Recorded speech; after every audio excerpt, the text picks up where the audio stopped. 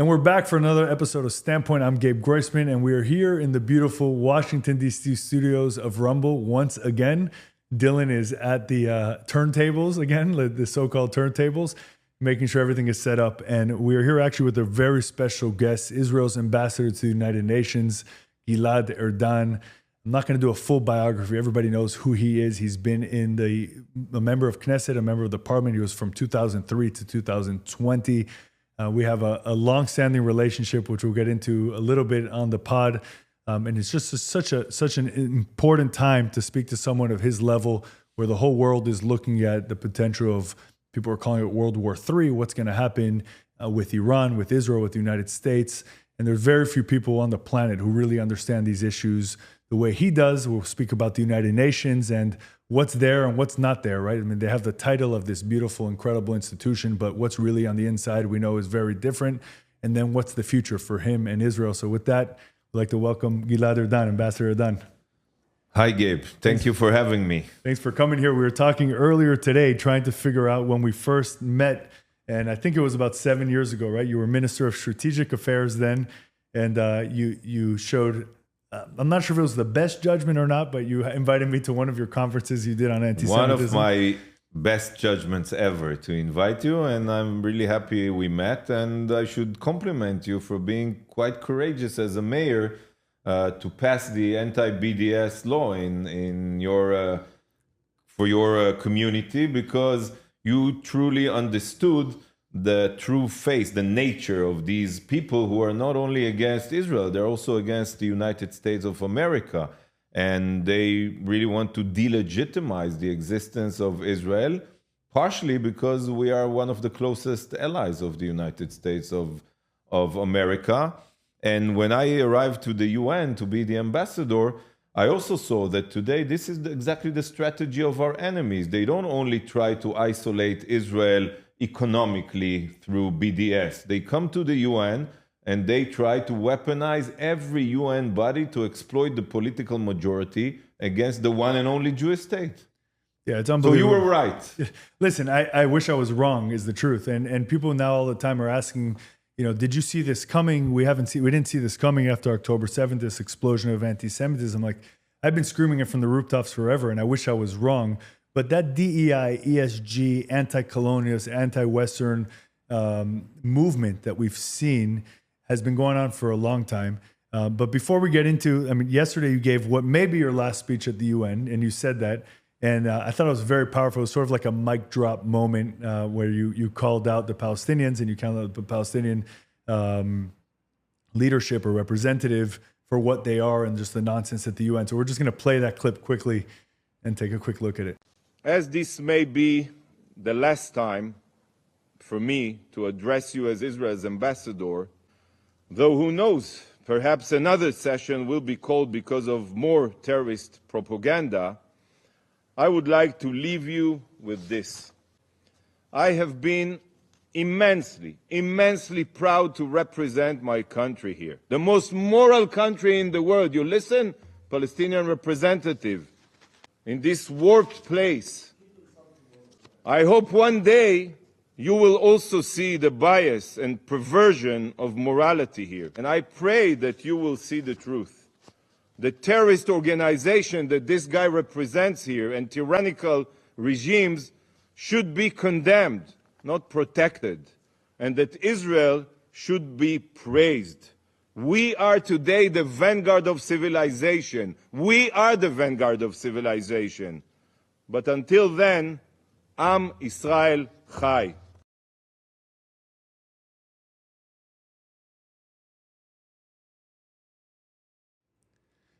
I want to tell you, if this is episode 42, it's the first time I've played a video during an interview. And I want to tell you why. Because I'm all about conversations and content, and I don't like sensationalism. I know that's not popular to say on a podcast that's on different platforms. But for me, that was so powerful because the UN has this sort of, for me, this sort of this false arrogance about it, where it's like this institution of leaders from all over the world who gather around in a fancy hall. But I just want to scream when I hear the nonsense there. And And I saw you basically do that. I'm screaming there for you and for millions, I Yeah, think, around the world. And I'm not sure it's going to be something very diplomatic, what I'm about to say, but today it's a shit show. I mean, what you see there, and sometimes you saw me, I was angry because to see the Palestinian representative there, and everyone knows, they know, all the other ambassadors, he doesn't represent Hamas. If he enters now Gaza, they will throw him from off rooftops as well. But he speaks there. Everyone knows it's politically motivated. He speaks for the corrupt Palestinian Authority that every day continues to pay terrorists. And he's lecturing everyone. He's talking about morality. How much can you sit there and listen to all these and continue to behave like business as usual? So I decided that one of my goals is to truly erode the UN credibility, to expose the true face, to show the world that they cannot serve the original purpose of the UN, to prevent wars, to defend human rights. How can they defend human rights if they vote Iran to lead the forum, the social forum of the Human Rights Council, or even, Saudi Arabia to be the chairperson of the Commission on the Status of Women? I mean, you can make this stuff up. It's crazy. It's crazy what's going on now at the UN. Yeah, and it was incredible to watch you. I mean, we've had a nice relationship with friends for a long time. So I watched you transition from being a member of Knesset, a member of the Israeli parliament, which looks a lot like that times 1,000, right? I mean, in the Israeli parliament, for those listening, I mean, if you listen to hearings in Congress and you think that they're getting a lot of action and you see different members of Congress trying to be sensationalists, it's nothing compared to what happens in Israel, right? In Israel, it's a lot of screaming, a lot of theatrics. You then shifted after almost 20 years in the Knesset to be an ambassador, to be a diplomat, going to the United Nations. And I saw a turn in you, right? I mean, it took, I think, a little bit of time until you started bringing out what I'll call the Israeli in you, right? To really start pushing back in an aggressive way. I mean, what was the biggest change for you from being a politician, a member of Knesset, a member of parliament, a parliamentarian, a minister, to being an ambassador in the United Nations? Well, you are right. It took me some time at the beginning, because when you serve as a public figure, but a politician in the parliament and in government, it's totally different. And first of all, I know also my disadvantages, not only my advantages. And I knew that I had to learn a lot about the world, about diplomacy. So I dedicated a lot of time to learn. And yes, I learned a lot. I also served as Israel's ambassador to the United States. And you have to remember, I came here during a global pandemic, and it was a different world. I mean... By the way, that was crazy, and I skipped over it, and I shouldn't have. But for, how long was that, a year were you both?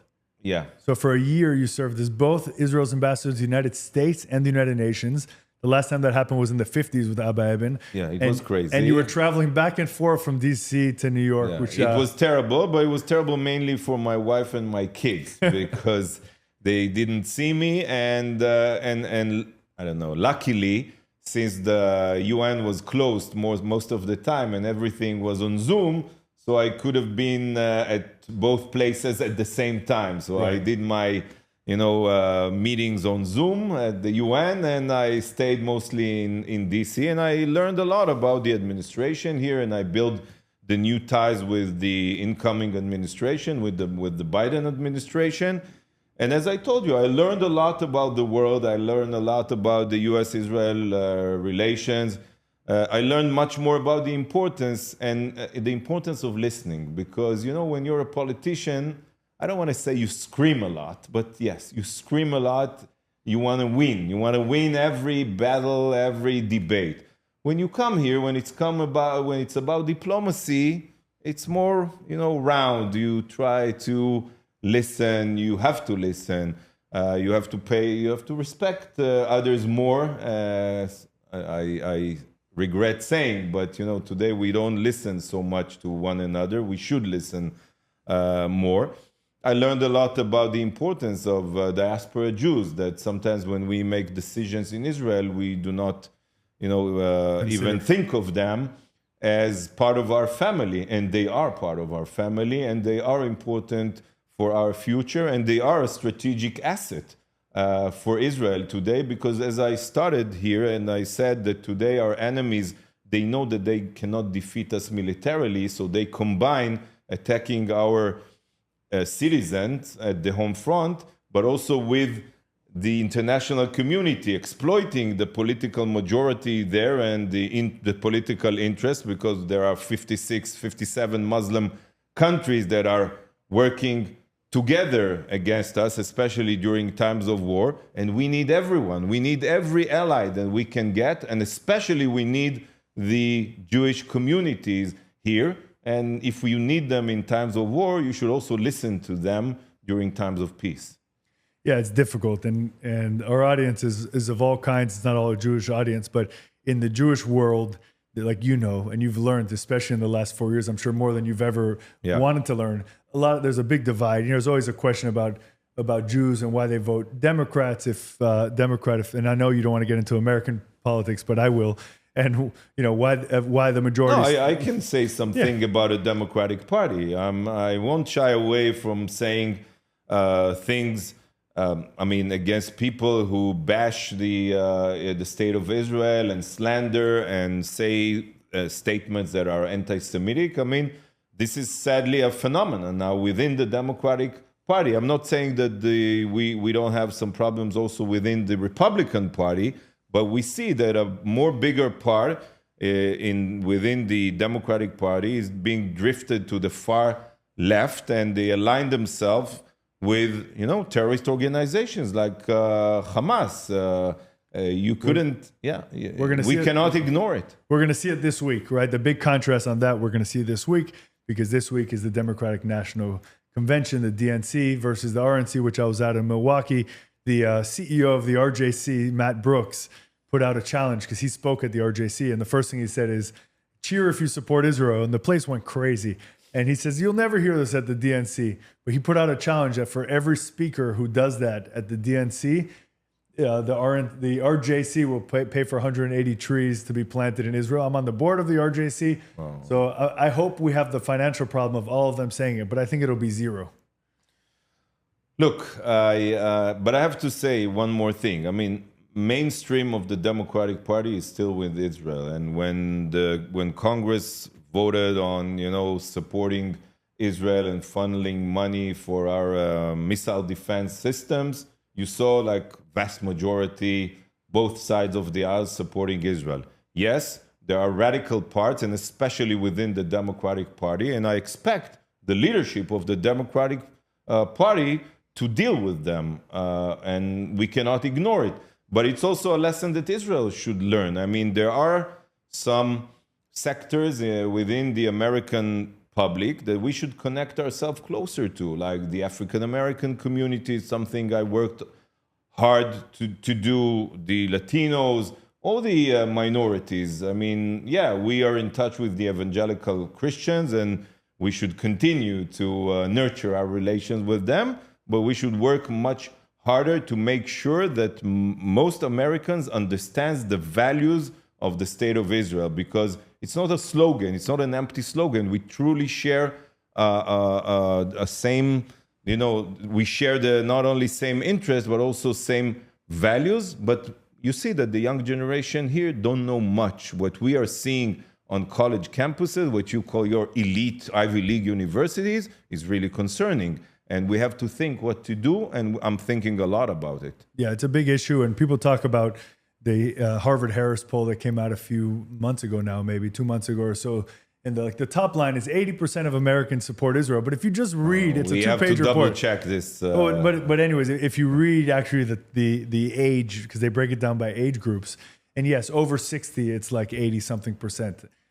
Under 30, it's under 50, it's 49%. So, I mean, it's a real issue. But within something with TikTok. Yeah, we just need block it. We need to talk to the Chinese government or block it. And we've been working on it. We had Senator Rubio on a few weeks ago talking about exactly that issue. But yeah, listen, it's a huge issue in America. And within the Jewish community itself, it's a divided community. It's not a monolith. We don't all vote the same.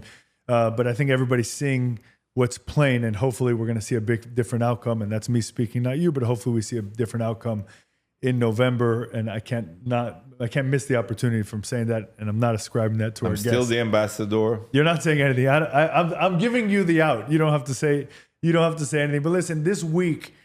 So today is Wednesday, and I've had a crazy week. By the way, I was with the vice presidential candidate on Sunday, J.D. Vance, in Texas. I was with the Republican governors the last couple of days in Colorado, and I came to D.C. just to see you, which I'm very honored and thankful. Although we're friends, I respect you so much in everything My you do, pleasure. and that's why I'm here. We usually put these longer episodes out on Sunday morning, but we're going to put this out immediately, or we're going to stream this immediately now. And the reason why is so much is happening in Israel that if we wait one day, we don't know what's going to be relevant. So just like to level set for people who aren't paying attention as much, right? We have the peace talks happening in Qatar. I put quotes around peace talks because Hamas isn't even joining the talks. They said they're not going to go.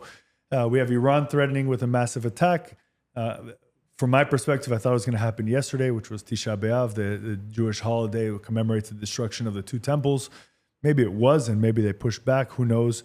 The war in Gaza continues. We still have 116 people held hostage by Hamas, plus some more, by the way, from before.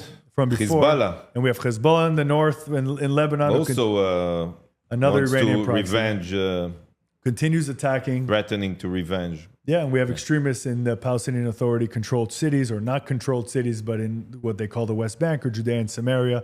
I mean, things seem like they're about to explode in Israel. And if we wait one day, everything will change. Before we dive into what's happening right now, tell me, because as the ambassador to the United Nations, you've had a front row seat to seeing the effect of the Abraham Accords. Yeah. And the relationship between now Saudi Arabia and even, by the way, Jordan, and seeing how different countries in the region are responding to Iran's attacks. Tell me how you've been dealing with the surrounding countries and the looming threat from Iran.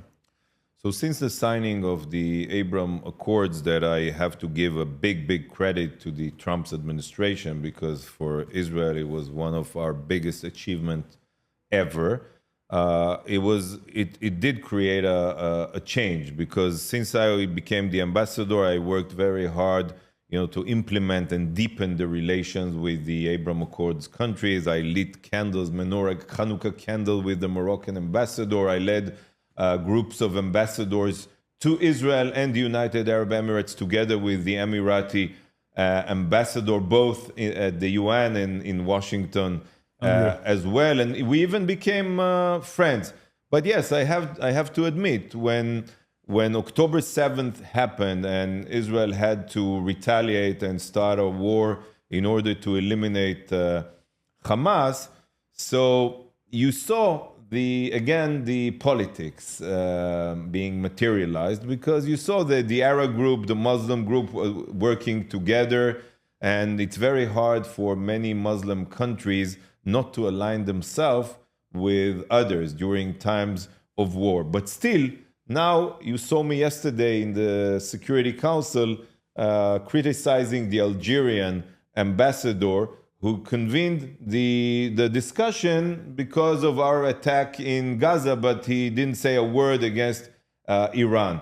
It didn't happen with the Emirati ambassador. When Lana Nusayba represented the Arab group on behalf of the UAE, the United Arab Emirates, but also on behalf of the Muslim group, and she sat in the Security Council, she also criticized Hezbollah. She was much more fair and balanced. I had an open channel to work with her on joint project. So it was totally different. And I have to tell you something, I'm not going to mention names. Behind closed doors, even Arab ambassadors are talking differently than how they vote there. They tell me, finish the job. They understand Hamas poses a threat against them as well, because it's a branch of the Muslim Brotherhood, and because they are being paid by Iran.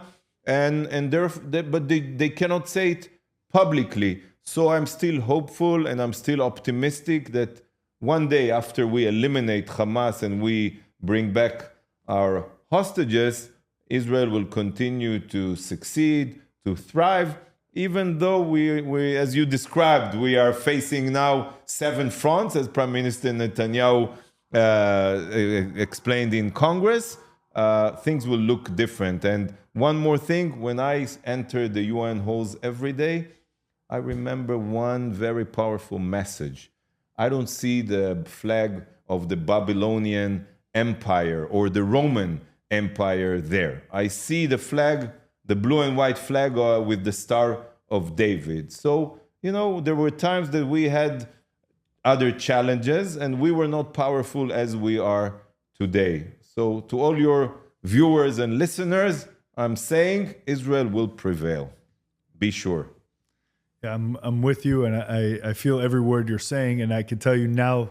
Maybe I was afraid to say it publicly before this previous holiday that was finished yesterday, Tisha B'Av, which just means the 9th of the month of Av, which is of the Jewish lunar calendar, which was the same day that the first temple and the second temple were destroyed. But these days things are different. There's a reason why that didn't happen on the 9th of Av, because now we do have a strong military and we do have a strong country who's there to protect the land of Israel. They know exactly what is going to happen. I mean, Nasrallah himself, the leader of Hezbollah, after they attacked us and the second war in Lebanon took place back in 2006, a year later he regretted when he saw the devastation in Lebanon, and he knows right now also that if he attacks Israel or Israeli civilians, it will wreak havoc in Lebanon. The same will happen in Iran.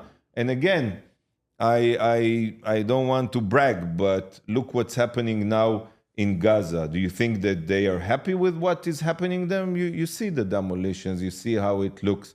So again, we suffered a terrible strategy, the biggest massacre of Jews since the Holocaust, but we are committed now, as I said at the UN many times, to never again. And we are going to teach them a very painful lesson. The eloquent way to say it is the lion may have been asleep on October 7th, but the lion woke up and responded. The less eloquent but more direct way. You say that I'm not eloquent enough. No, I'm saying the less eloquent way to say it is there's something that's big, that's trending online, that's FAFO. I'm not going to compete with your English. You're not going to compete with my Hebrew. My Hebrew for sure not. FAFO, FAFO, right? F around and find out. And they F'd around and they found out. And what you're saying is Lebanon and Hezbollah in Lebanon and Iran knows what happens if they were to really lift a finger. And let's not get arrogant or cocky about it, but that's what military deterrence is actually about, right? And that's, again, me speaking now, not you, but that's why we need a strong United States that can actually threaten the region, and we're not really... I think you're defending me too much. I can say it loud and clear. I mean, I do not hide the disagreements with the administration, and many times I heard public lectures when I woke up as the Israeli ambassador and I saw that we are getting lectures from the State Department on our humanitarian values, when I know that we're doing everything. We're going above and beyond international law to transfer humanitarian aid and to do everything to minimize the collateral damage in Gaza. But there's no country on earth that ever dealt with such a complicated military situation as we are dealing with. And we are being scrutinized, again, under a microscope. We are fighting against vicious terrorists who are fighting within the civilian population deliberately because they want to increase the number of people or the number of fatalities in Gaza. And they're doing it after they have built under the nose of the UN hundreds of kilometers of tunnels, terror tunnels. And our kids, our soldiers, they are sacrificing their life. And we hear this criticism against Israel every day. This is something that I really cannot understand. But still, we respect and we are grateful to the administration for the support, for the vetoes in the Security Council, for the military, for the arms that we still receive.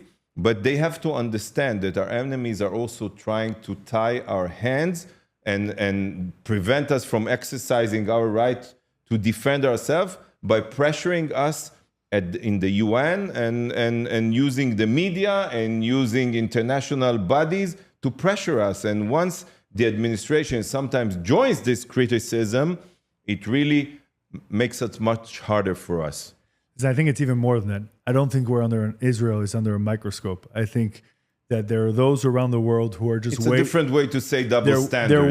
They're waiting for the opportunity to criticize Israel for what they're doing. And the only criticism I'll have of Israel's operation is that, from my perspective, and I'm not a military guy, should have been faster. Because when we keep waiting, and carpet bombing. Not enough carpet bombing, but if Israel thinks that if they do things in a certain way, the global community will come on its side and support them. If Israel drops flyers to let them know and talks about how they're the most moral army in the world, then everybody's going to support Israel. They're still not supporting Israel, and the war is still going on. I think war is ugly, and that there's no nice way to go to war. You can't be half pregnant. You can't half go to war, and that this war needs to be continually prosecuted in a way that will reach the goals, which is absolutely destroying Hamas, and Israel shouldn't slow down. What drives me crazy is seeing how the U.S. politics, which just always happens, impacts what's happening in Israel. So there's an election coming up in November, like everybody on the planet knows here in the United States, and that's having a big impact on what's happening, how the U.S. is pushing Israel to do a deal, etc. I just want to ask you a question. When you got on the political scene in a big way in the early 2000s, you were a big opponent of the disengagement plan when Israel pulled out of Gaza. Yeah, vocal. If you Google you and you obviously were proven to be right. Pulling out Jewish communities from Gaza didn't bring peace. It brought us October 7th. What do you see? Do you think the Israeli population now, or in the political world and on the street, sees that connection, that pulling out of Gaza, pulling that settlement community out of Gaza, really had that impact that yielded where we are now on October 7th, or are they still separating things? Not enough, because each side, political side, takes it to his understanding. No one likes to say, "Oh, I did a terrible mistake by supporting the." You call it disengagement. This was like how to whitewash the right. name of this. Right. It was like uprooting and expelling Jews from their communities who lived peacefully near Gaza. And that was a terrible mistake, because it sent a message of weakness to the radical Palestinians, because they interpreted, they understood it as a weakness, that we are withdrawing, unilaterally withdrawing under fire. And it's not a coincidence that few months later Hamas got elected. It's not a coincidence.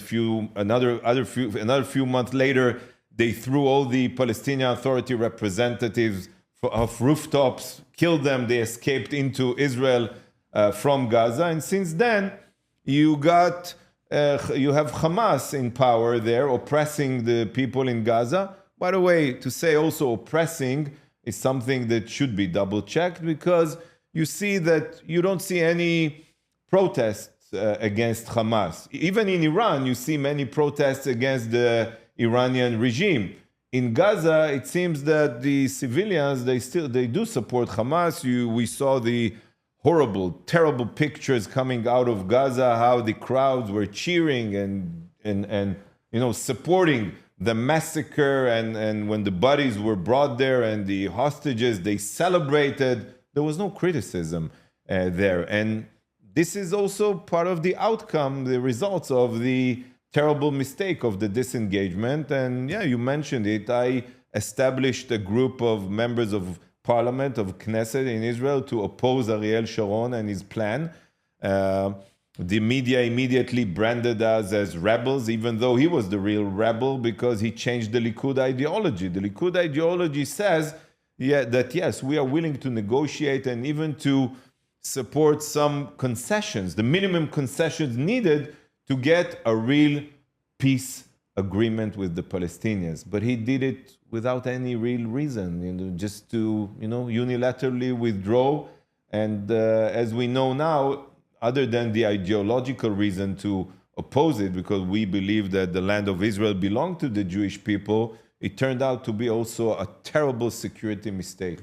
Yeah, and for those listening, Ariel Sharon was sort of one of the leaders of the right wing of Israel from its establishment or closely thereafter, and he's the one who gave back Gaza, because he kind of bought into that pressure. We feel that today in American politics, sort of pressure and pressure and pressure from the left or from the public, from the press. And sometimes you give in and you say, you know what, maybe they're right.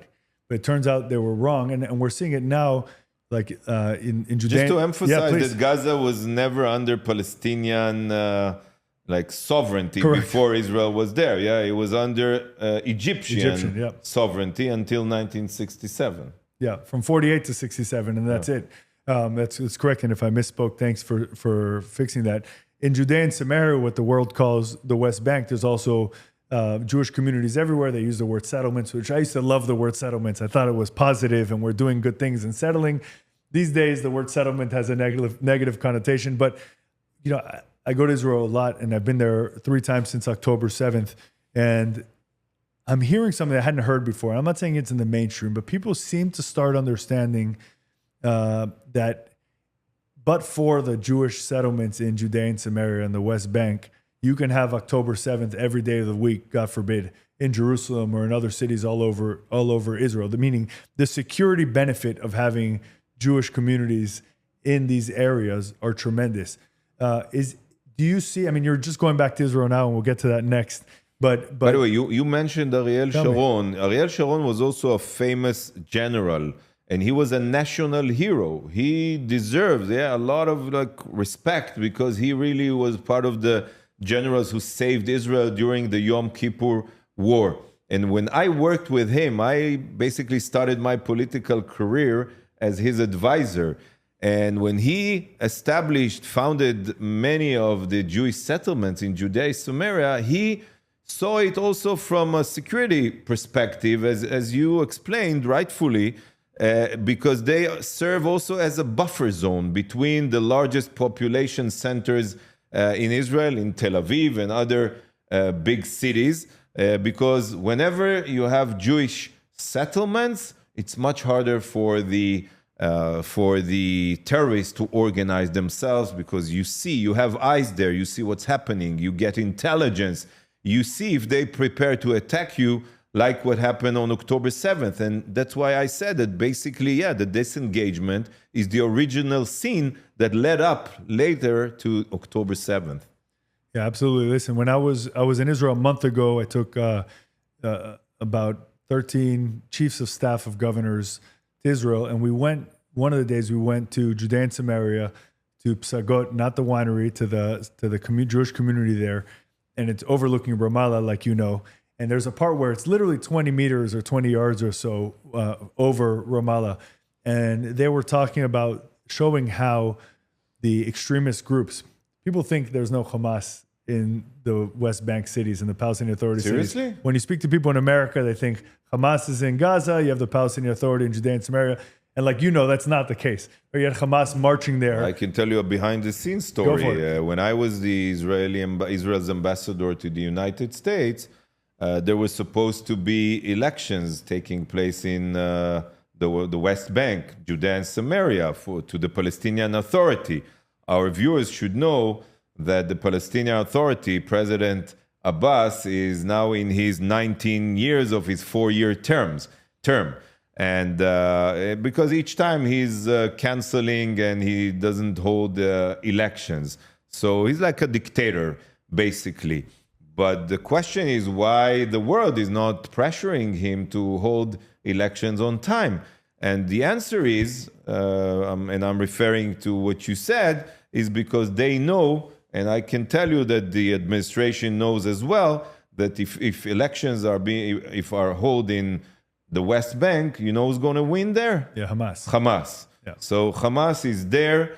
And if the IDF and the settlements are not there, we might face more and more another October 7th and massacres in Tel Aviv, in Kfar Saba, in Petah Tikva, and in many other big cities in Israel.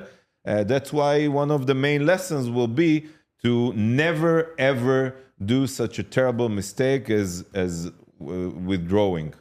Yeah, absolutely. And that's why for me it's so important to take people there, because when you see it, you just see that security issue and how it's really you can't secure. You probably show them how narrow Israel is. How narrow, and how the high ground is in Judea and Samaria and the West Bank, and you can, God forbid, can take out Israel with a pistol from up there. I mean, you don't need much from there. So listen, you left Israel at the end of 2020, I think. And August 2020. August 2020. At the height of the pandemic. Yeah, that was great. Different world. You moved to New York City, so you were locked in your house for a long time. Yeah. And wearing masks. And a lot has happened since then. You're going back to a totally different Israel, right? So a different world, first of all, but a different Israel in and of itself. In the last year, the country really divided more than I've seen probably since the Oslo Accords, with the judicial reform fight of how much control the Supreme Court has versus the elected Knesset, the elected parliament. We can have a whole other episode on what that meant, but really there's just a big divide between the right and the left. Protests or riots on the streets every weekend, every week, blocking highways, etc. And then at the heels of that was October 7th. A little bit of unity came back because of the trauma, but then now you're seeing the division again, almost back to where it was before. How do you feel about going back to that Israel? I'm really excited. This is my home, and now I have a son who's a lone soldier. My daughter is supposed to enlist to the Israeli military at the end of September. Wow. So I'm really excited to come back. This is my home. I think that I have to be now with the people of Israel in these hard times. I believe we need much more unity. I think that from here it looked as if the divides are terrible and the hate, and I will try to do everything possible to contribute to achieving this unity, not only in Israel, by the way. We need this unity also here among the Jewish people. We saw that our enemies, be it in Israel or here, when they are chanting, to kill all the Jews, and they harass Jewish students, regardless whether they are secular or Orthodox, Reform Jews or conservative Jews, they don't care. They hate us because anti-Semitism today is on the rise, and we have to work together because, when the Jewish people are together, we can move mountains. No power can break us. Unbelievable. And listen, when I hear you talk, and all I think about is, when the world is falling apart, there are people who take their roles and their positions that they've had or that they find themselves in, and you find yourself in a position where you can actually do something about it, right? Everybody else feels helpless. I get calls once a week at least from somebody, what can I do of what's happening, whether it's in our society here in America, whether it's anti-Semitism, whether it's Israel, whether it's the hostages. People feel desperate to do something, and you're in the position to do something. So first of all, on a personal level, thank you. First of all, thanks for being here. My honor. And for spending your time with me here. But also thank you for everything you've done these last 4 years. Were not the easiest 4 years to be ambassador at the United Nations. Definitely not. At all. But you've navigated it in a tremendous way. I think the world has recognized it. And I'm excited to see what's next for Gilad Erdan in Israel. So thank you so much. Thank you, Gabe. Thank you for having me. And I'm also excited to see what next. Yeah, thank you so much. Thanks, everyone. Thanks for listening. Thanks for tuning in. Make sure to like, subscribe, follow, and do all those great things you do to support podcasts. And we'll see you next time.